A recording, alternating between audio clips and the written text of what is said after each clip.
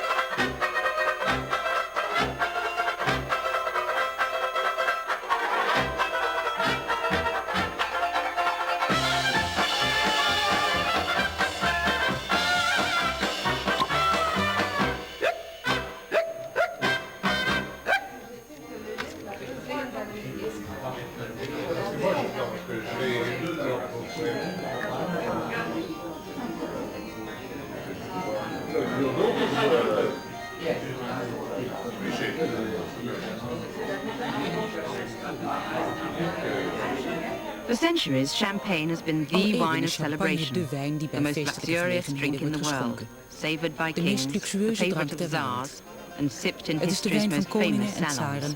Die nog in de beroemdste salons ter wereld wordt gedronken.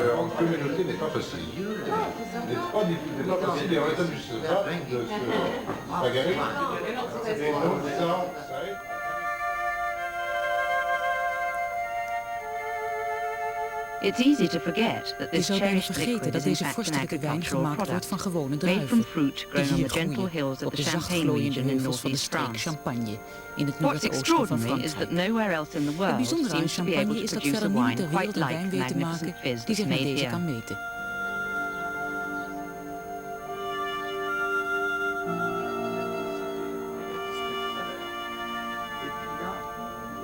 The champagne makers actually owe their living to what goes on below the surface of the vineyard, as Claude Tétinger, from one of the great champagne dynasties, would be the first to admit. Geeft dat ook ruiterlijk toe. Wat is er zo bijzonder aan de bodem van champagne? So what is it about the soil of Champagne that's so special? De grond is hier heel rijk aan kalk. De wortels van de wijnstokken gaan heel diep de grond in. 'Winters neemt de kalk de regen op. En ook als het zomers heel droog is, bevat de grond toch nog genoeg water voor de wijnstokken. Dankzij met name die kalk. Omdat hij zo poreus is, neemt hij het water op en houdt het vast.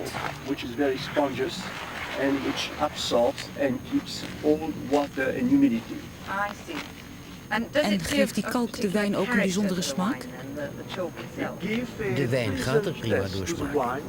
Volgens ons is de kalk zuiverder op de hellingen van de heuvels. En daarom bevinden wijngaarden zich meestal op de helling.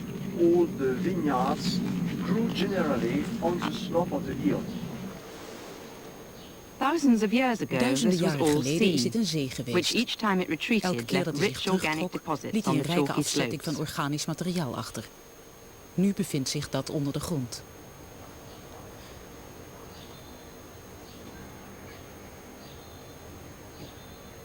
Whatever the influence of geology, Over de mate one waarin de thing is certain. bodemgesteldheid de An wijn essential beïnvloedt kun je element in twisten. champagne's Maar appeal over is iets its anders sparkle. niet. Champagne wordt zo lekker But how do the gevonden bubbles omdat hij get into the tintelt. bottle? Maar hoe zijn die belletjes in de wijn beland? We owe it all to this chap, Dom Perignon. We danken het champagneprocedé aan deze man, Dom Perignon, de keldermeester Like van de every abdij winemaker van before and Overlay, since, 300 he jaar knew that when geleden. grapes ferment, the yeast acts Net als on the elke sugar to wijnmaker produce voor en na alcohol, zijn tijd, giving off wist carbon hij dioxide dat as a bij side het effect. gisten van de druiven de gist op de schil inwerkt op de suiker en alcohol produceert. Daarnaast komt ook koolzuur vrij. Wat bij champagne gebeurt is dat de gist weer aan het werk wordt gezet om ook de restsuiker in te zetten. Zo ontstaat er een lichte tinteling die nog kan worden versterkt door het toevoegen van extra gist en He suiker. evolved a system of Dom literally Perignon heeft een muzzling techniek corks bedacht into om de bottles belletjes die with zo bits of ontstonden in de string. fles te houden. De kurk die anders de fles uit zou schieten wordt vastgezet met touw. Er werd een extra dikke fles gebruikt die tegen de druk kon, die dan in een fles champagne ontstaat. Ongeveer even groot als in de band van een bus. Maar voor de wijn zo gaat tintelen, moet er eerst nog wat anders gebeuren. De verschillende ingrediënten voor de mengbij die champagne is, cuvée geheten, worden hier gemaakt in roestvrij stalen vaten. Al houden een paar huizen het nog bij de traditionele houten vaten. De koolstof die bij de eerste fermentatie vrijkomt, vervliegt lang voor de wijn wordt gebotteld. Aan de laatste cuvée wordt dan een flinke dosis gist en suiker toegevoegd, waarna de wijn wordt gebotteld.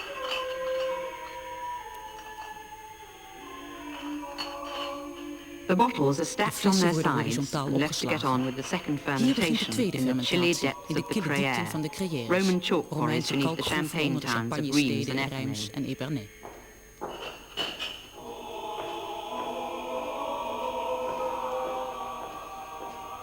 When the yeast has gobbled up all the sugar, als het gist alle suiker heeft omgezet, is dus alcohol ontstaan die de wijn net een beetje meer pit geeft. En de belangrijke belletjes. Het enige probleem is dat ook dit depot ontstaat van dode gistcellen en andere rommel. Vroeger werd champagne net als andere wijnen echt troebel verkocht, zoals hier, en blijkbaar ook zo gedronken. Maar aan het begin van de 19e eeuw bedacht de energieke zakenvrouw die deze kelder beheerde, de weduwe Clicquot, een manier om het bezinksel uit de fles te halen zonder de belletjes kwijt te raken. The method's based on remuage, literally shaking the sediment onto the cork. Het depot omlaag schudden naar de kurk toe.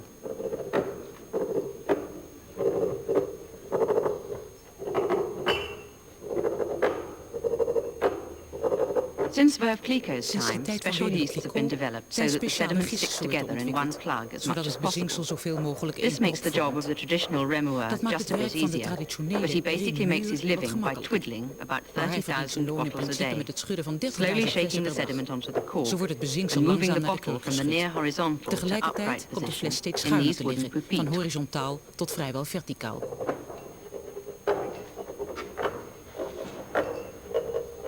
Monsieur, how many times do you touch each bottle?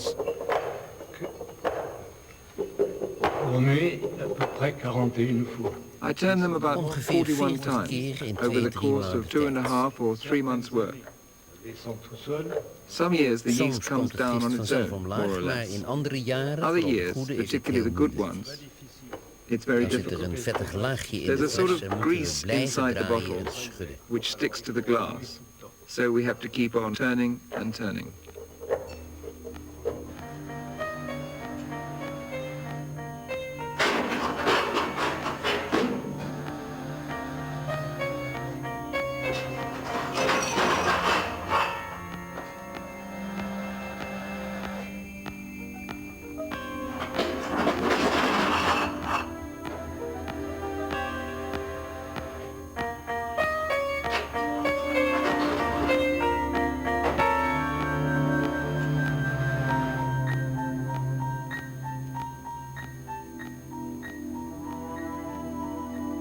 In champagne making, as everywhere else, machine is inexorably taking over from man.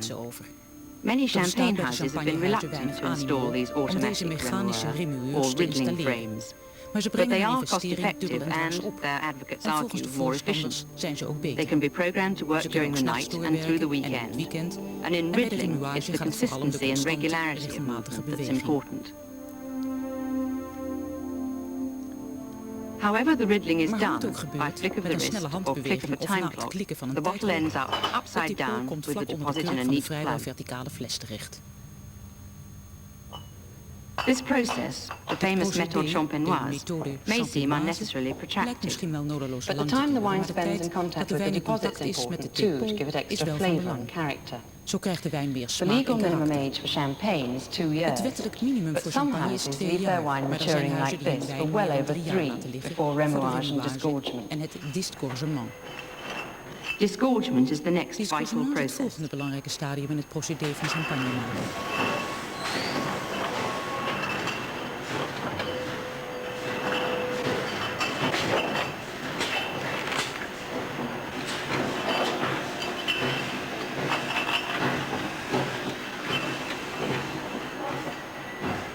plug of sediment is frozen by immersing the necks of the bottles in a bath of icy saline solution. Wanneer de fles dan wordt geopend, when the tops are popped off, the pressure inside the bottle pushes the plug neatly out, leaving a space to be filled up with a mixture of wine and sugar that's called the dosage. The very sweet champagne has lots of sugar added at this stage, but even Brut will have 1 or 2 grams added to round out the edges of this naturally very tart wine.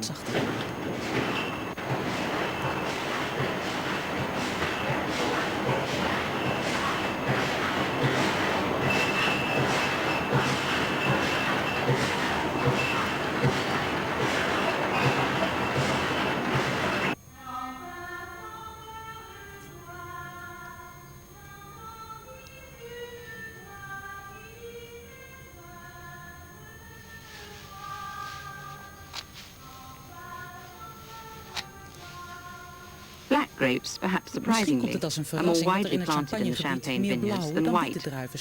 The growers, most of whom don't make champagne themselves, sell their grapes to the big houses. Even the black grapes, if pressed carefully, can yield the pale juice needed for the production of champagne. The delicate art of blending different growers' products is supervised here at Berklico by Count Louis d'Arcourt. You can make the experience yourself.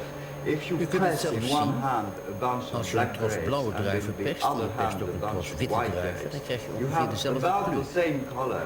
You see in the inside of this glass or in the inside of that one, you have a difference of color. The same, but it's a small one. It isn't a dark white and black. It's allebei een tikje roze. And we are mixing together roughly one third of white grapes and 2/3 of black grapes. Then you see it gives something like that. This is a village of Dit is Avix, een witte druif white grape uit de Côte du Blanc. and it is in the middle of the Côte du Blanc. And En verder on is the er other nog side you have here you have die something like heel Fizz, donker which is is. extremely dark as you can see. And Je krijgt dus ongeveer dit. roughly In this, de befaamde in that verhouding famous 1/3, proportion of 1/3 and 2/3, you see.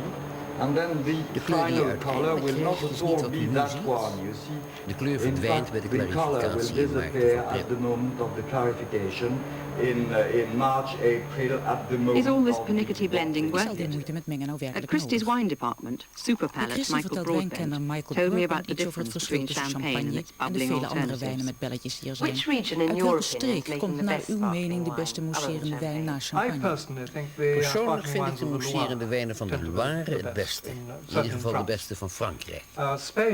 Spanje maakte vroeger vreselijke mousserende wijn.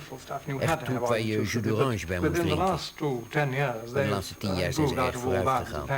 Er wordt heel veel gemaakt en het is van hoge kwaliteit.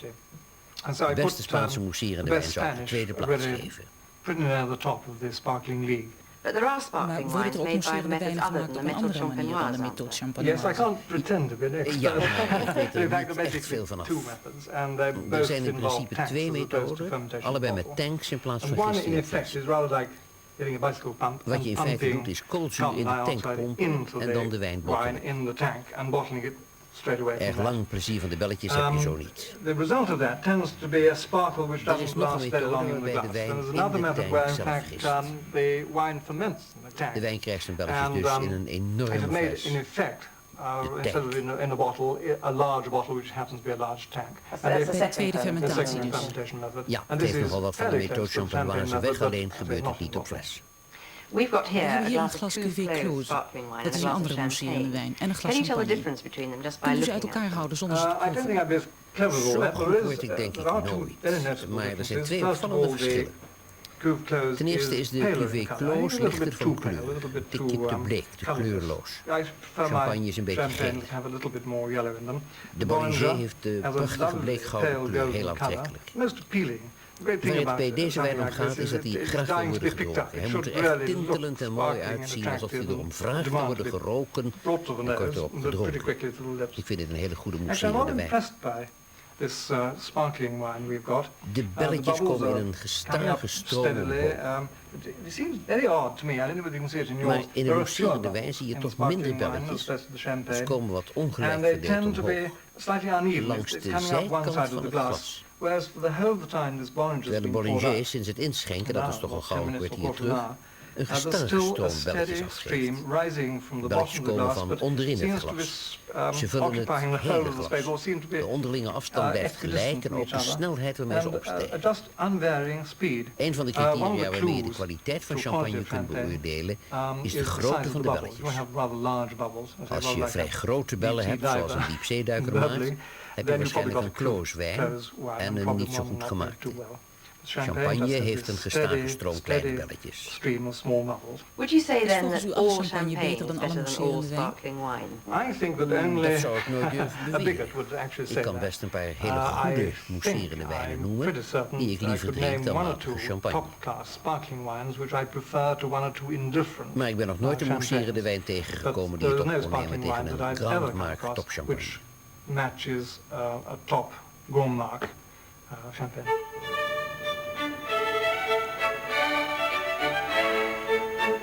The most famous champagne houses are known as Grand Mark, literally big brands, where a consistent style is maintained from year to year, and much effort is put into making the name sound less of a brand and more of a luxury. But there are some smaller producers too, who combine the function of vine growing and champagne making. I arrived in London. An Englishman, Jonathan Saxby, found his way into this enviable life by the simple expedient of marrying the boss's daughter. Dus omdat Elisabeth de dochter is van een man die druiven verbouwt en wijn maakt, maak je nu zelf ook champagne. That's right, yes. Inderdaad. I work Ik for my werk voor het father-in-law. bedrijf van mijn schoonvader. Exploitation. Doodgewone werkweek van 40 uur. 40 hours a week, a working week. And daarnaast ben ik met eigen wijnstokken started to plant my own vines. En met de tijd wil ik een echte vigneron worden, zoals de mensen hier in het dorp. En wat vinden de plaatselijke boeren ervan dat een Engelsman zijn naam wil gaan doen? Ze hebben zich in het begin een beetje op de vlakte maar ik geloof dat ze me nu redelijk accepteren. Ik hoop het in ieder geval wel. I hope so, anyway.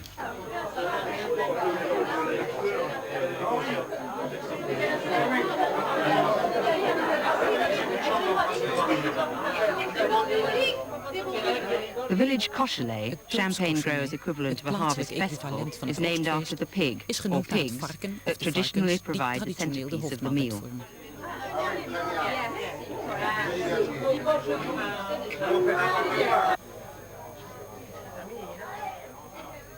It wouldn't be France without red wine, zou of natuurlijk geen course, Frankrijk and the zijn zonder rode moutadier, wijn. like most En de champagne moutadier growers, maken, make a net bit of als still overal in red to drink champagnestreek, themselves. een beetje niet For when mousserende they tire rode of wijn, champagne. voor wanneer ze geen zin meer hebben in champagne. What sort of champagne are you as a grower able to offer people? Mensen aanbieden. The typical French customer, Typisch eenvoudige champagne, champagne een which product van de represents karakteristieke wijnbouw van de streek. the wines and the flavour of our territory here at Boyd. So it's very much just a wine of the village. Just the wine of the village, yes. And who are you selling it to? Virtually 85% van wat we maken gaat naar 85% of our particulieren en gezinnen. produce De mensen dus die hun hoofd in de deur steken en zeggen, hebt u soms champagne te koop? individuals, family people, people who just come to our back door, knock on it and say, have you got some champagne we can buy? You're very lucky, no Geen advertising. advertentiekosten. No, we don't have to bother. Daar hoeven we niks aan te geven. All our sales are conducted on geven het a aan word of elkaar. mouth basis.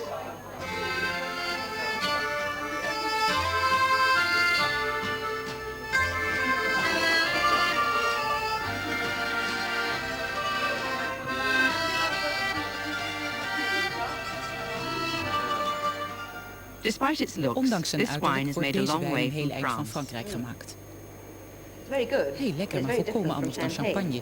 How did Waarom is Moët Moët de Chandon Chandon form begonnen the met main Moët center Chandon in in Californië? Well, Moët de Chandon has always Moët been Chandon very heeft altijd beseft dat de vraag naar aware of champagne the een problem probleem kon of worden, the omdat de demand, the overheidscontrole worldwide op de demand appellation becoming a contrôlée problem zo for them scherp is because the dat het champagne wijnareaal maar heel appellation weinig kan is so groeien. tightly controlled Maar de that man the die vele growth jaren aan het opportunities hoofd are very stond van small in Moët de Chandon champagne. was een man met And een there was a profetische blik. visionary who Hij was was the ervan chairman of Moët overtuigd de dat Chandon Amerika for many vroeg of years, laat who een believed grote that afnemer America van was mousserende going to wijn be a zou very worden. strong En hij market wist for ook dat de sparkling wine champagnestreek someday. niet in staat zou And he zijn knew aan die that gestegen champagne vraag was te not voldoen. capable of responding to Daarom is hij begonnen de demand wijn in increase of Californië that te maken. magnitude, and so he thought, well, I'll just make the wine in California.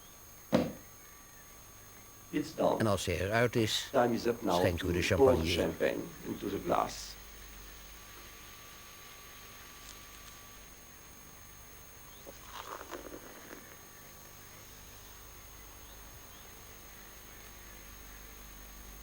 We must always Je moet altijd heel voorzichtig zijn bij het openmaken van een fles champagne, want anders wordt iemand geraakt door de kurk en gebeuren er ongelukken. And could damage, make some damage. Glas champagne. Have a glass of champagne. À votre santé. À vôtre. Some clever public relations man Volgens has een slimme credited Madame reclameman Bollinger zegt with mevrouw saying, Bollinger: I drink it when I'm happy and ik when I'm drink het sad. wanneer ik gelukkig ben. Sometimes I en drink it bedroefd. when I'm alone. Soms drink ik het When I wanneer ik have alleen company, ben. I consider it In obligatory. gezelschap vind ik het een I verplichte trifle drank. with it if I'm not Ik hungry speel met and mijn drink glas it als when ik I geen am. honger heb. En ik drink het leeg als ik wel honger heb. Otherwise, I never touch it. Verder drink ik het niet. Unless I'm Behalve thirsty. wanneer ik dorst heb.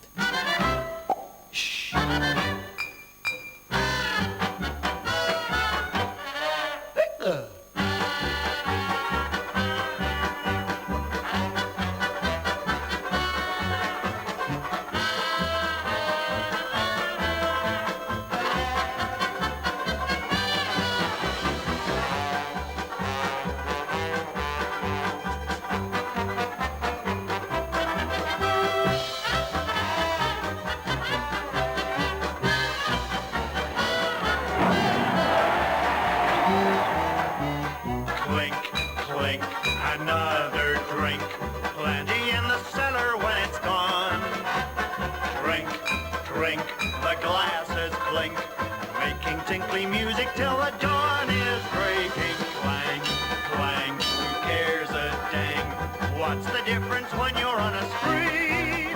Over the teeth, behind the gums, look out, scum